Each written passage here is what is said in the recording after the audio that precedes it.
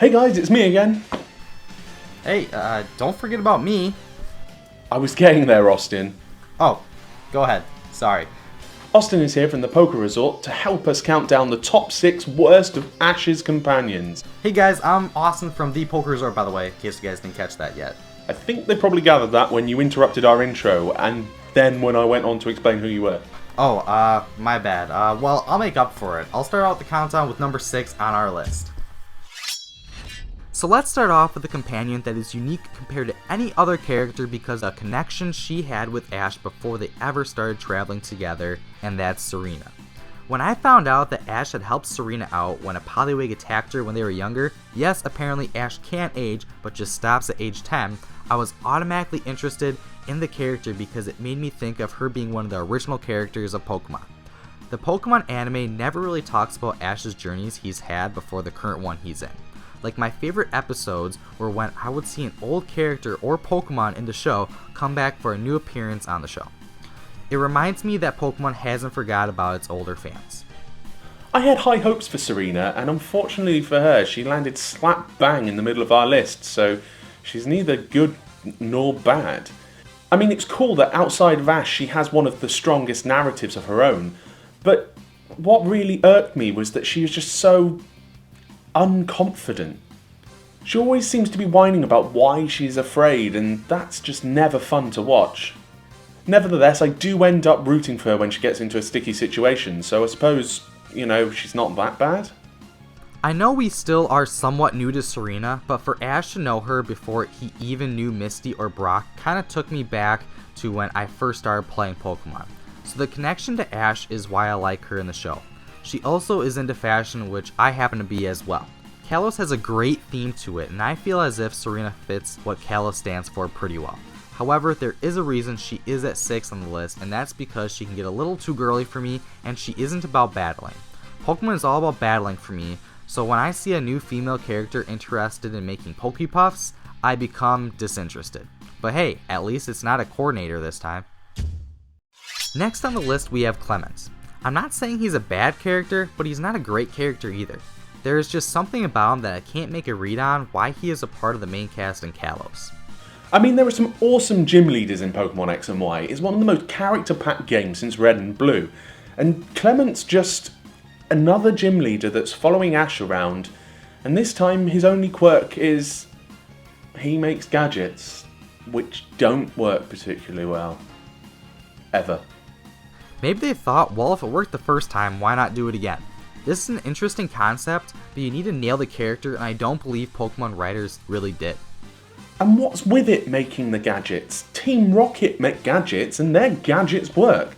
Doesn't that make Clement worse than Team Rocket? At which point, why are we keeping him around? Clement is just a character Pokemon made from past ideas and doesn't bring anything special to the team. You wouldn't even guess he was a gym leader if you watched him in one episode in the Kalos series. Clement is constantly putting himself down, which is annoying. And he's constantly failing, which is annoying. And he's just basically another exposition device. He'll often sit there and ask really obvious questions about what's going on, and to be honest, that's not a good trait. I know a lot of the characters do it, including Brock, who's at the top of our list, but it's just, as a trait, it will tend to land you in the bottom of this list. You'll see as we carry on. Ah yes, Max. With every positive has to come a negative. And in this case, it's the screechy voice, know-it-all attitude, Max, making the greatness of having May around just that little bit worse. When Max was introduced to Pokemon, he was the first little kid to join the main cast. I wasn't a fan of this off the bat because I feel as if adding him was just another way to bring their general audience to an even younger age. I already thought it was low enough, but to bring in a little kid, I know what Pokemon was trying to do, but I thought that was a bad move.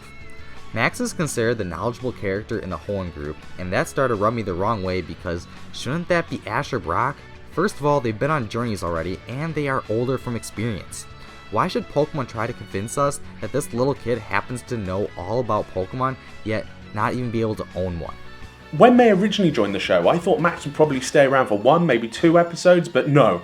No, he didn't. He stuck around literally like someone's annoying little brother following her around all the time. It was a weird dynamic, and I just wasn't a fan of an annoying little nerd being a part of the main cast. And on a final note, May? Max? I mean, those names are basically just one letter away. What were their parents thinking? Now, I had to catch up with the show to see who Bonnie was, and how I wish I hadn't. I honestly had a really hard time understanding her shrill voice going off every 5 seconds, and I couldn't get to grips with having a child hanging around. It's basically like having a 5-year-old go on a journey with a bunch of tweens. Bonnie is what I considered an unneeded annoyance that Pokemon decided to throw in as what they think of as comic relief, but what I consider as a highly annoying voice of pain. Apparently, asking every girl in the episode to be Clement's wife is meant to be funny, but after hearing it once, you know you've heard it enough for maybe a chuckle at best. I almost feel as if Bonnie is just being babysat by the main characters and is more of a chore to watch in the show over anything else. She also had one of those really annoying stock personalities they tend to give children in TV shows. You know, that one where they're forceful and always have to have their way. To be honest, she was really annoying, and it might have just been what I've seen of her, but overall it's just a big thumbs down. I was really excited to see Iris in the show because she was quite a cool side character in the game. Yo David, I see you're excited, I'm gonna let you finish, but I just want to say that Iris is the worst Pokemon character of all time.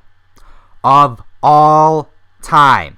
We have now entered the I can't describe how much I hate this character territory, where I want no part of seeing this character in anything Pokemon related again, and that character would be the one and only Iris. She's the first character I've ever wished she'd get lost in a cave of Zubats and never find her way out. When I first heard the name, it made me think of some great aunt, not some girl who belongs in the Jungle Book. This girl has a spunky personality with high energy.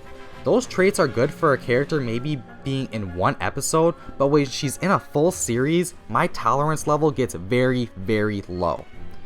Iris is the one character that irked me one too many times. Let's first start out with her catchphrase to Ash, "You're such a kid." Oh hell no. She thinks she knows more than Ash does? Ash has been traveling region to region for 13 years before he even met Iris. She has no right to act like she knows more than Ash. She is on her first journey, yet she has the attitude as if she needs to hold Ash's hand through everything. Don't you dare tell Ash one thing, because he knows more information on Pokemon from one battle than you do from your entire journey. Get back to me when you find out there are such things as fairy types. It's basically the equivalent of someone who just made a YouTube channel and is telling me how to run my channel. No. The next thing that really irked me with Iris is that in an episode when Ash brought back his Charizard, which is what made me excited about the anime for the first time in a very long time, and the Pokemon writers decided to ruin that moment for me that was ready to make my entire life when Iris decided to battle Ash's Charizard. I assumed that Iris's Dragonite might get in a hit, but Ash's Charizard would have finished it with a strong move. But does that happen? Does it? No, it ends up in a tie. How could it end up in a tie?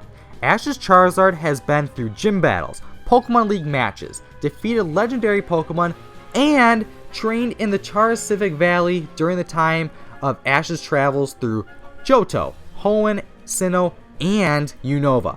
Basically 15 years real time. How do the Pokemon writers even have the audacity to let his Charizard tie in a battle? It shouldn't even be a tough victory, but a Poke-manslaughter. How in the writer's right mind would allow some playful dragon trainer tie against Ash's Charizard, who should be over level 100 by now, which is my opinion, but very, very, very close to a fact. That was my last straw with Iris. The overall reason I hated her so much was due to the fact that she killed off what I knew of as Ash being an amazing trainer. He changed that season, and I feel as if Iris was a big part of it. It was almost as if the writers reset Ash and made him a rookie trainer again and allowed Iris to boss him around like what Misty did. No one will ever take Misty's spot, and definitely not Iris. Misty can make fun of Ash because he was actually a novice trainer when they met. Ash is no longer that, and should no longer be that because it's called character development. Iris managed to kill off all of the progress Ash had made on his journeys since 1997 in one season. All that help Misty, Brock, Tracy, May, and Dawn gave him all went away due to that girl. That is why I hate Iris so much, because she ruined Ash Ketchum for me. She's also from the Nunova region, which I can make my own video to complain about. Yeah, what Austin said.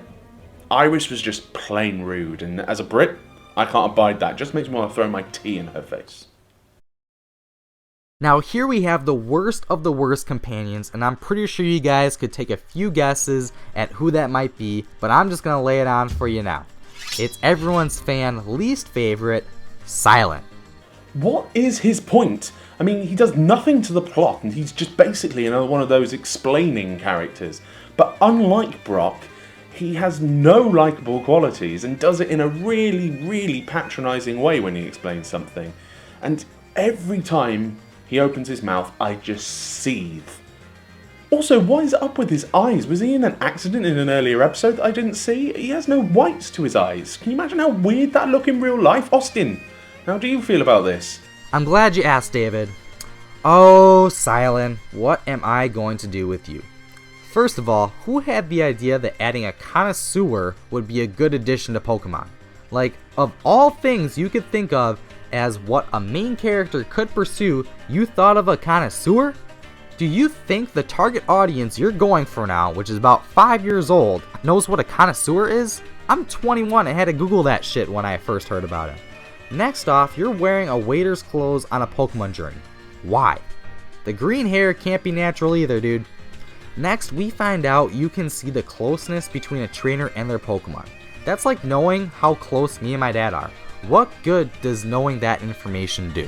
I understand you just explained what a connoisseur is, but the way I see it is a lazy-ass way to travel around the world, freeloading off a bunch of kids winning tournaments to transport you around. I remember this guy being a gym leader in the games, just like Clement, but why this guy? Especially because he was part of a trio. It doesn't make any sense to pull him away from them. I mean, Austin, do you want to cover that? Finally, the personality. Could someone just get me a mute button whenever I hear Silent talk? This dude is like that annoying friend that's super excited about everything, but is really nice so you would feel bad if you told him you don't want to be friends. There's just nothing I like about this character, and was so relieved when the black and white season was finally over. Never bring them back, Pokemon. Never. I'm not even sure how we should finish this section. His existence confuses me. Oh, I've got it. You guys can go to my channel, The PokeResort, to see our top 5 Ash's companions on my channel, also featured with David with his amazing animation skills, so go check that out. You know, that's actually not a bad way to finish off the video. Did you tell the guys to like, comment, and subscribe to both our channels? Oh crap, I did forget that, but don't worry, I'll one-up it. Guys, don't forget to like, comment, and subscribe to our channel if you guys enjoyed this type of content. Also, don't forget to share our content because we want everyone to watch to see what our amazing ability is with YouTube. And don't forget David's animation skills, can't forget that. But don't forget to leave a comment in the comment section below what your bottom 6 of Ash's companions are, because everyone has their own different opinions. I always like to see what other people think about the characters as well. So don't forget to do that as well, and have a good one, guys, and we are out. That sounds pretty good to me. See ya!